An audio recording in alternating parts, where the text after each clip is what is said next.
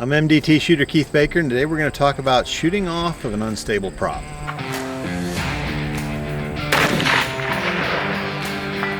We are MDT. We design, test, and create precision rifle chassis and accessories to help you shoot better.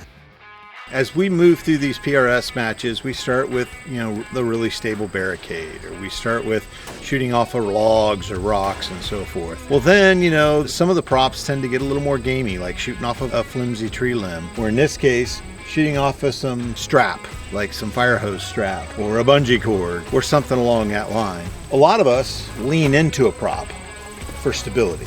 Well, now, in these situations, we've got to shoot off of these straps. Well, if we lean off of it, we're introducing muscle because we're no longer over our core. Then we move forward, then we lean more, and it's never quite doing exactly what we want to do. And what we're going to do is I'm going to shoot a couple rounds off of this strap, and I'm going to build the best neutral body position I can and try and stabilize the rifle as much as possible, and I'm going to shoot a couple rounds. And then I'm going to show you what I would do in this situation, because I'm not into shooting around targets. I want to find a way to hit them. Downrange, you're going to see I'm going to have a tough time stopping the reticle on target. My muzzle is going to rise considerably, or left or right. So I'm going to do more of a trap and just try and apply a steady pressure to the trigger with the hopes that my brain will compensate and do the calculation so I can actually hit the target.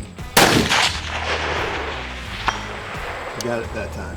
So this time I was able to time my wobble back and forth across the plate. It took me a couple attempts, but by minimizing that where I had a diagonal left to right, really it was about a 45 degree, and I had it equal both ways. And once I started to get to one extreme and start to come back, I was able to trap that target and make a good trigger squeeze. I don't know whether I got lucky or not, but I ended up hitting it. What I would do in this situation if I had the opportunity, so since I'm not stable there, what I'm going to do is find a way to add stability. By adding stability, I'm going to use a tripod. Tripod has 3 legs, obviously. And those 3 legs being in contact with the ground the whole time is going to give me a little more stability and more points of contact. Hopefully, if the front of the rifle is wobbling around, if I can apply pressure to this to the ground, the rear of the rifle won't, and I'll stabilize the shot. Let's see how much of a difference that is.